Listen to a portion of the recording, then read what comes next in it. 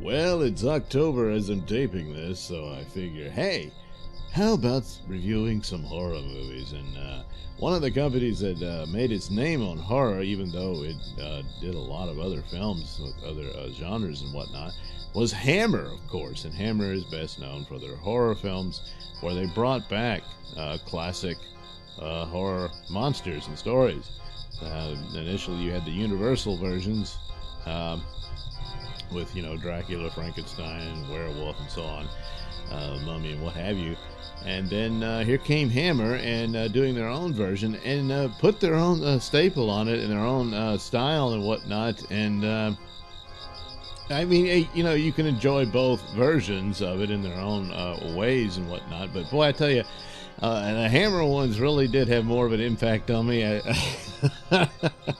Even though I do enjoy the originals for what they are and what they were conveying and whatnot, and when it came to Dracula, Christopher Lee's performance as Dracula is just, even though you can argue that even his costume and whatnot is very influenced by the Bela Lugosi aesthetic. But just something about Christopher Lee just comes across far more monstrous and yet at the same time just, elegant, classy gentleman type guy. And then all of a sudden, it's just a beast. So, Horror of Dracula was the first one they did. And so I rewatched that one. And it's one of their best. It's very good. And in a lot of ways, they keep coming to this from different films. Where its strengths are in a lot of its simplicity. Now they had the sets and the costumes and all that, but a lot of it is very simple. I mean, and most of the action takes place in a house. Now it's supposed to be several different houses, but I imagine they shuffled things around to get that look and everything. But it all works, and a lot of these elements about these characters. And I think the Universal movies got this right, and so did Hammer, in that these are period pieces. A lot of these later versions where they keep pushing it into contemporary times, and I think they fail at that. This is something, really, the gothic horror elements of it just fits, and everything is just gloomy and mysterious and dark, and fog rolls around. All that type of stuff. Is necessary for the setting of these stories. I guess the thinking on a lot is that, the audience won't relate if the monster isn't in their times and whatnot. Well, that's not always the case, and as it works as a bit of folklore, it kind of helps that it's in this bygone era. Not that you can't do horror movies in our contemporary times, you most certainly can.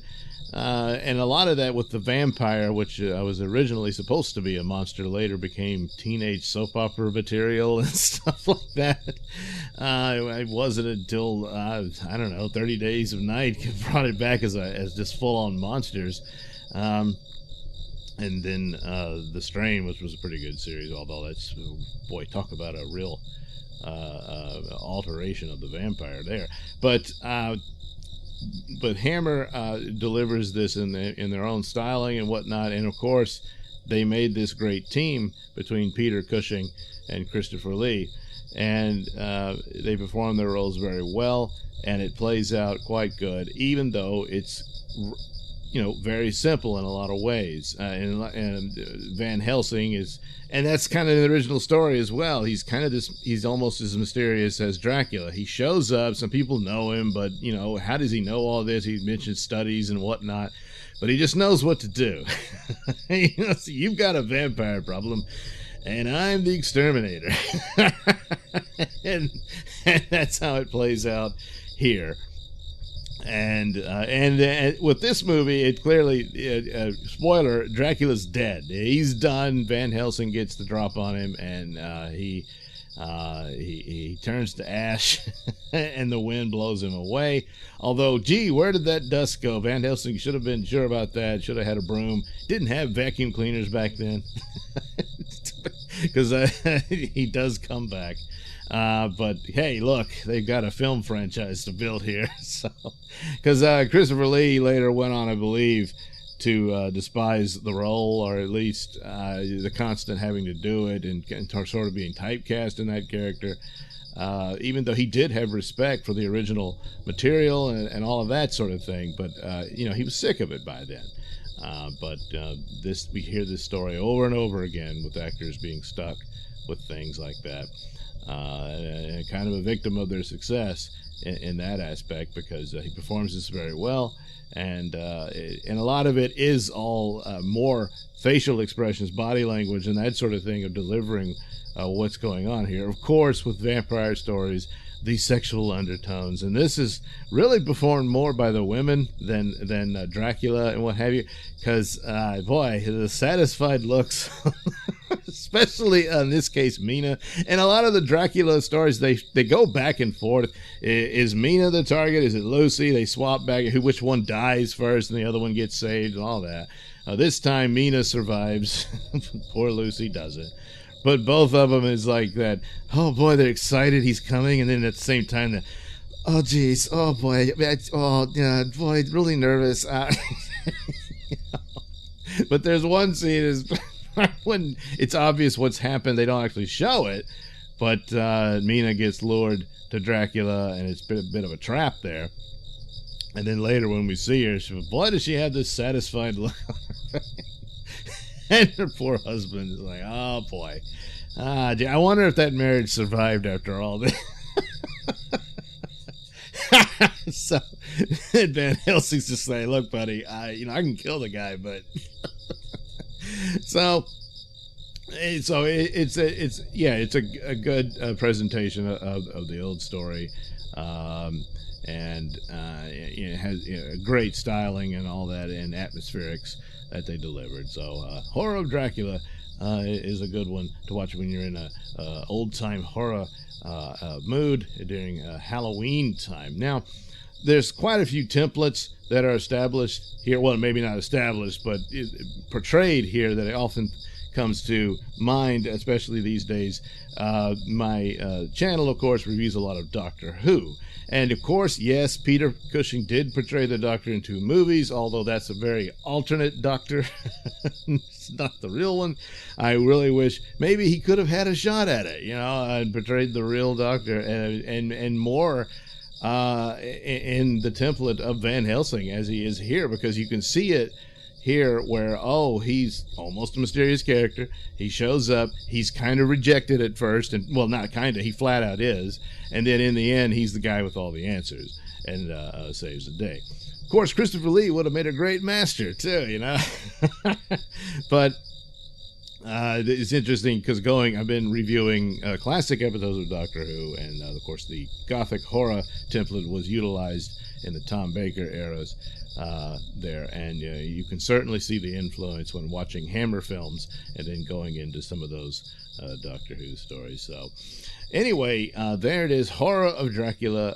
It's pretty cut and dried, processed and simple, and that's all very good. I kind of wish there was more of a confrontation, maybe more of an intellectual confrontation between Van Helsing and Dracula like you got in the Bela Lugosi movie here, but instead you do get the confrontation at the end. But yeah, that's all. It's just Van Helsing owning Dracula's butt. That's what happens right there. Yeah, and then fries him. Yeah. Oh, and the other interesting thing was about it details, mostly in Van Helsing's opinion, though the movie does, I think, pretty solidify it, that Dracula doesn't have all the typical supernatural powers that a lot of the other versions of him and other vampire stories do, that the ability to transform and shapeshift into bats and maybe dogs, but wolves and that sort of thing. And then even into mists and disappear and that sort of thing. He does possess his hypnotic powers to dominate his victims, and of course, apparently he's extremely strong and that sort of thing. But there's a scene where it seems to indicate that he's able to just suddenly appear within the house when they were trying to lay a trap for him. But it turns out, no, he just used a little trickery there. It was hiding in their basements the whole time.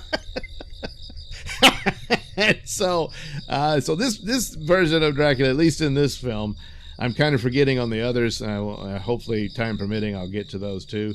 But he doesn't have most of the supernatural powers. He apparently has super strength and his hypnotic powers, and all, and then the contagion of vampirism that he puts upon his victims, and they live forever until some busybody like Van Helsing comes in and does them in. So there you go. And well, a lot of liberties with the story about, Harker is actually hunting Dracula in this story when in the original he wasn't. There's no real indication as to how he knows this, but it does indicate that he's a friend with Van Helsing, so perhaps he stumbled upon this vampire when both of them understood vampirism and believed in it and all this sort of thing. And so he's kind of the weaker version of Van Helsing. And Van Helsing, of course, is the man with the plan and follows through and delivers on the goods. So there you go. Horror of Dracula. Check it out if you haven't seen it, or if you want to see it again, go ahead. I watched it on HBO Max. Yes, I did. And yeah, it's a good film for the mood of October, heading for Halloween. Alright, thank you for watching and listening. Why not like and subscribe, and check out that link description below. That'll take you to my mini stores and have plenty of goodies for you. Hats, mugs, stickers, posters, all that goody stuff. Plus, you can head over to indieplanet.com and pick up a copy of my comic book Night Night. Oh yeah. Plus, you can also catch my podcast, Mr Nailsin Show, over at radiomisfits.com. And you can also watch my videos on my channel at BitChute. That's the Mr Nailsin channel on BitChute.com.